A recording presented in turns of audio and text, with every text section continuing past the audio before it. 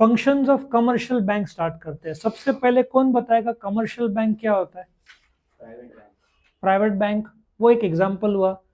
Commercial bank क्या है? Which deals in money. Banking क्या है या बैंक क्या है?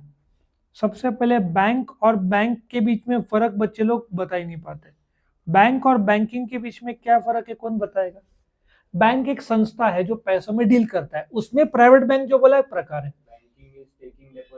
Very good. Banking is taking या लीगल भाषा में accepting deposits and advancing loans in legal language. So फर्क समझा? बैंक एसबीआई, बैंक ने आपको कर्जा दिया, that is banking.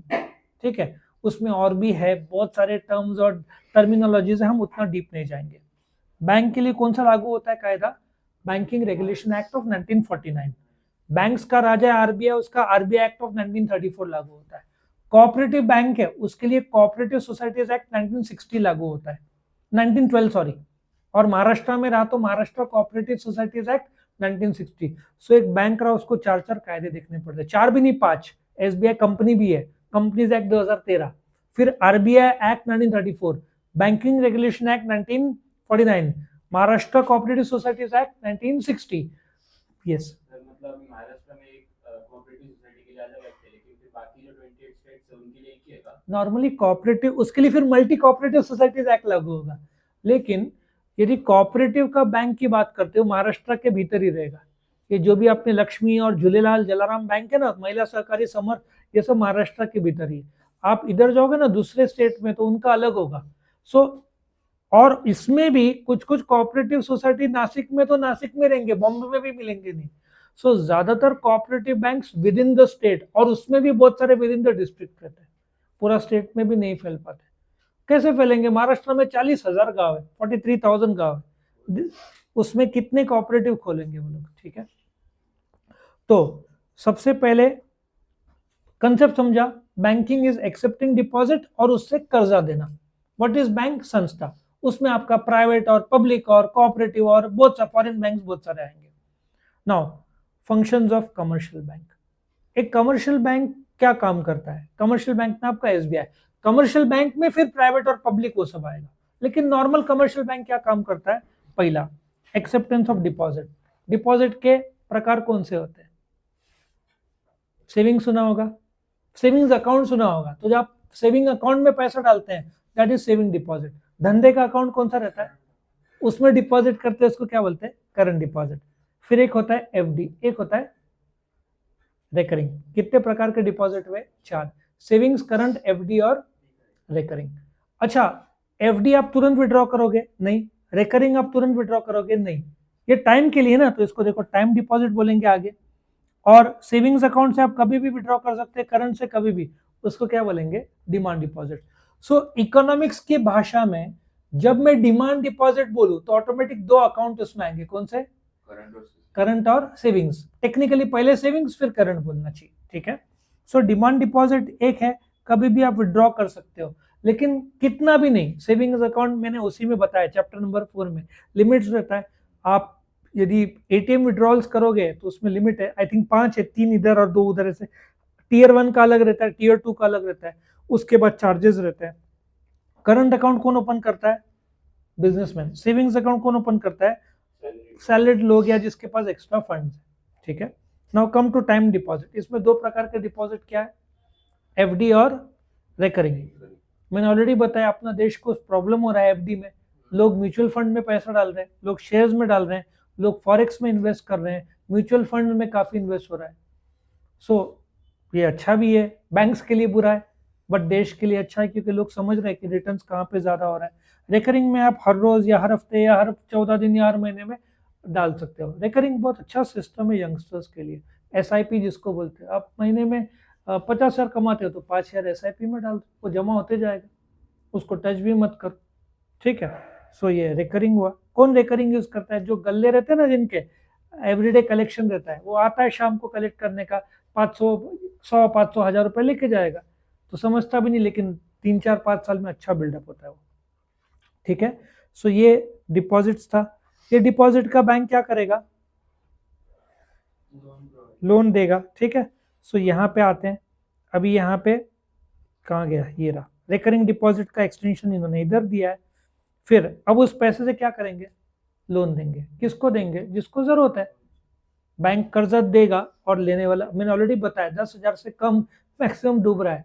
Credit card इसलिए दो जगह पे बहुत टाइट कर दिया आरबीआई ने, अभी आसानी से, पहले देखो आराम से मिल जाता था क्रेडिट कार्ड, अभी नहीं मिलता, अभी टाइट कर दिया। क्योंकि क्रेडिट कार्ड मिला, लोग स्वाइप करके मिसयूज कर देते हैं, रिटर्न नहीं करते टाइमली बैंक को, बहुत सारा डूबता है।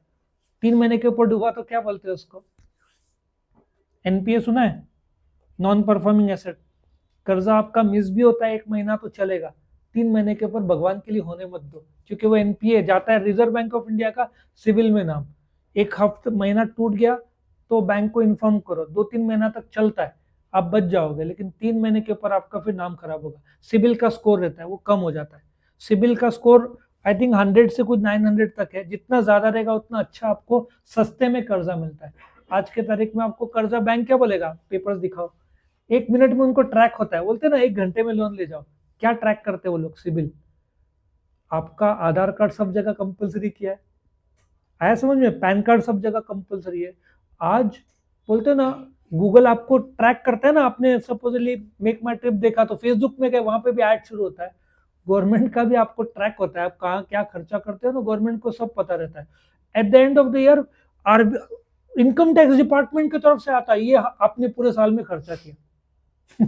उनका एनुअल इंफॉर्मेशन रिपोर्ट निकलता है, और आपने अकाउंट्स में दिखाया, आपने सीए को पता है 2 ही अकाउंट है, सीए बोलेगा तीसरा अकाउंट निकालो, ये ऑल इंफॉर्मेशन रिपोर्ट में निकला है, आप छुपा भी नहीं सकते। साल में आपको इनकम टैक्स वाले बोलते हैं आपने ये किया है, आप कहाँ भागोगे।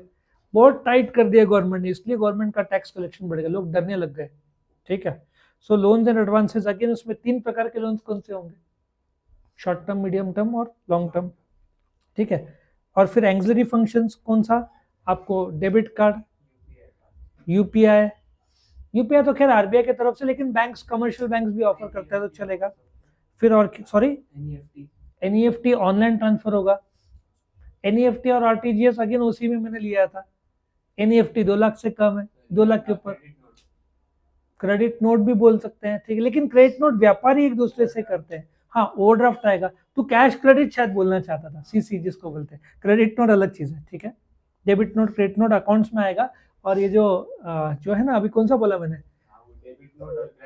हाँ वो इसमें अकाउंट्स 11th में था तेरे को, ठीक है। फिर mobile banking, internet banking, safe deposit locker, ठीक है। क्रेडिट क्रिएशन तुमको सिलेबस में नहीं है, क्रेडिट क्रिएशन होता इसका डिटेल तो एक लेक्चर लगता है पूरा उसको एक्सप्लेन करने। सो कैसे क्रिएट करता है, ये भी एक तरीका है। मतलब आपने पहला जमा किया ना 1,000 रुपया, तो उसको प्राइमरी डिपॉजिट बोलते हैं।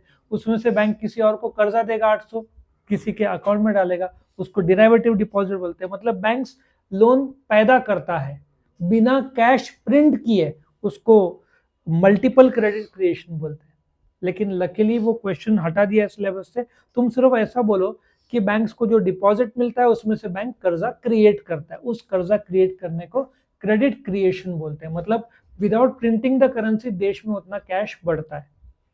और फिर ये कोऑपरेटिव बैंक्स, इसकी कोई जरूरत नहीं है, ये प्रकार है। तो ये तुम्हारा यहाँ पे खत्म हो जाएगा फंक्शंस ऑफ कमर्शियल बैंक। लेकिन एक एडवांटेज ऐसा है, आपने 4th चैप्टर उसी में कमर्शियल बैंक का फंक्शंस किए, वो भी इधर लिखा तो भी चलता है। तो ये बोर्ड को तो इतना समझना चाहिए ना, 2 अलग सब्जेक्ट में सेम चीज डाल रहे हैं। यही सेम नहीं है, और भी कुछ चीजें सेम है, दोनों में चेक करोगे ना। ये money market, capital market SP के साथ भी मैच होता है। ये एचएससी का ही प्रॉब्लम है शायद, बाकी बोर्ड्स में ऐसा नहीं होता। बाकी बोर्ड्स में इतना दिखता नहीं है जितना है, लेकिन ठीक है जो है। तो यहाँ पे खत्म होता है।